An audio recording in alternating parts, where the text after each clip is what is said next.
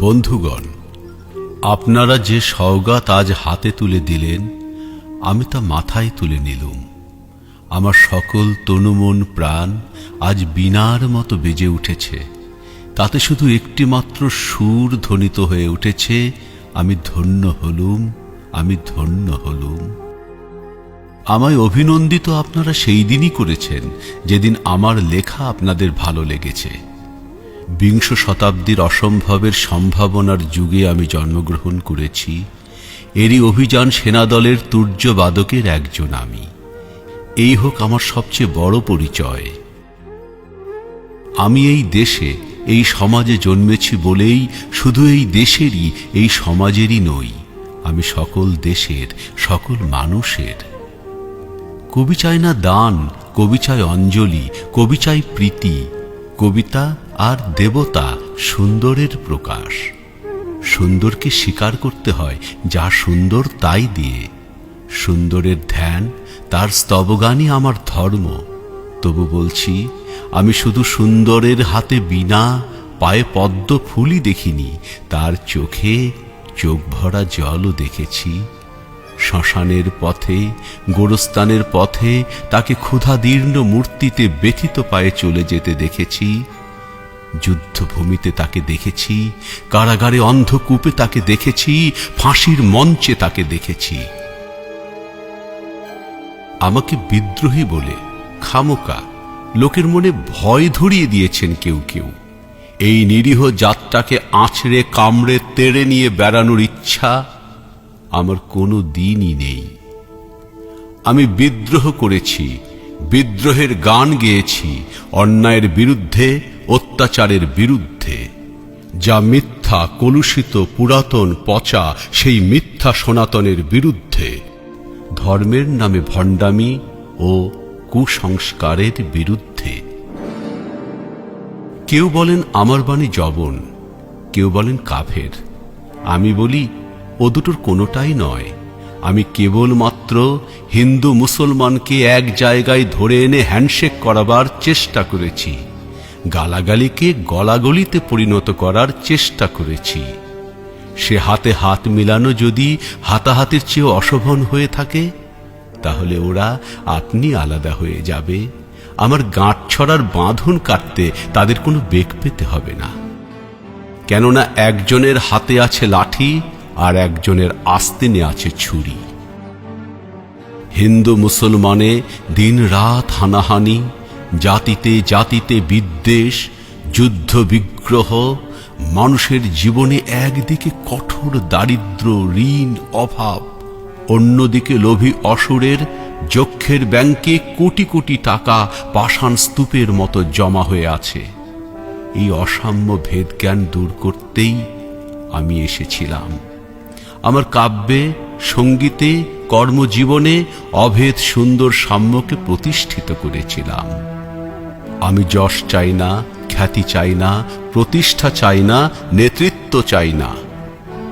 জীবন আমার যত দুঃখময়ী হোক, আনন্দের গান, বেদনার গান গেয়ে যাব আমি। দিয়ে যাব নিজেকে নিঃশেষ করে, সকলের মাঝে বিলিয়ে।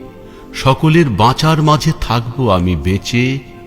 এই আমার ব্রত, এই আমার সাধনা, এই আমার তপস্যা।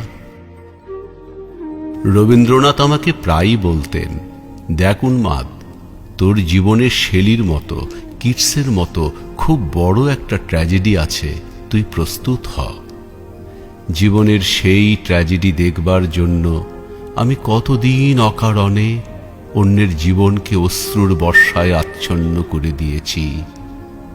কিন্তু আমার জীবন রয়ে গেল বিশুষ্ক মরুভূমির মতো তপ্ত, মেঘের ঊর্ধ্বে শূন্যের মতো, কেবল হাসি, কেবল গান, কেবল বিদ্রোহ। আমার বেশ মনে পড়ছে একদিন আমার জীবনের মহা অনুভূতির কথা। আমার ছেলে মারা গেছে। আমার মন তীব্র পুত্রশোকে যখন ভেঙে পড়ছে, ঠিক সেই দিনই, সেই সময়ে আমার বাড়িতে হাসনাহেনা ফুটেছে। আমি প্রাণ ভরে সেই হাসনাহেনার গন্ধ উপভোগ করেছিলুম। আমার কাব্য, আমার গান, আমার জীবনের অভিজ্ঞতার মধ্য হতে জন্ম নিয়েছে। যদি কোনোদিন আপনাদের প্রেমের প্রবল টানে আমাকে আমার একাকিত্বের পরম শূন্য থেকে অসময়ে নেমে আসতে হয়, তাহলে সেদিন আমায় মনে করবেন না আমি সেই নজরুল অনেক দিন আগে মৃত্যুর খিড়কি দুয়ার দিয়ে পালিয়ে গেছে। মনে করবেন পূর্ণত্বের তৃষ্ণা নিয়ে যে একটি অশান্ত তরুণ এই ধরায় এসেছিল, অপূর্ণতার বেদনায় তারই বিগত আত্মা যেন স্বপ্নে আপনাদের মাঝে কেঁদে গেল। যদি আর বাঁশি না বাজে, আমি কবি বলে বলছি নে, আমি আপনাদের ভালোবাসা পেয়েছিলাম, সেই অধিকারেই বলছি, আমায় আপনারা ক্ষমা করবেন, আমায় ভুলে যাবেন। বিশ্বাস করুন, আমি কবি হতে আসিনি, আমি নেতা হতে আসিনি, আমি প্রেম দিতে এসেছিলাম, প্রেম পেতে এসেছিলাম। সে প্রেম পেলাম না বলে আমি এই প্রেমহীন নিরস পৃথিবী থেকে নীরব অভিমানে চিরদিনের জন্য বিদায় নিলাম। যেদিন আমি চলে যাব সেদিন হয়তো বড় বড় সভা হবে, কত প্রশংসা, কত কবিতা বেরুবে হয়তো আমার নামে। দেশপ্রেমিক, ত্যাগী, বীর, বিদ্রোহী, বিশেষণের পর বিশেষণ টেবিল ভেঙে ফেলবে থাপ্পড় মেরে বক্তার পর বক্তা। এই অসুন্দরের শ্রদ্ধা নিবেদনের শ্রাদ্ধ দিনে বন্ধু তুমি যেন যেও না, যদি পারো চুপটি করে বসে আমার অলিখিত জীবনের কোনো একটা কথা স্মরণ করো। তোমার ঘরের আঙ্গিনায় বা আশেপাশে যদি একটি ঝরা পায়ে পেশা ফুল পাও, সেইটিকে বুকে চেপে বলো, বন্ধু আমি তোমায় পেয়েছি।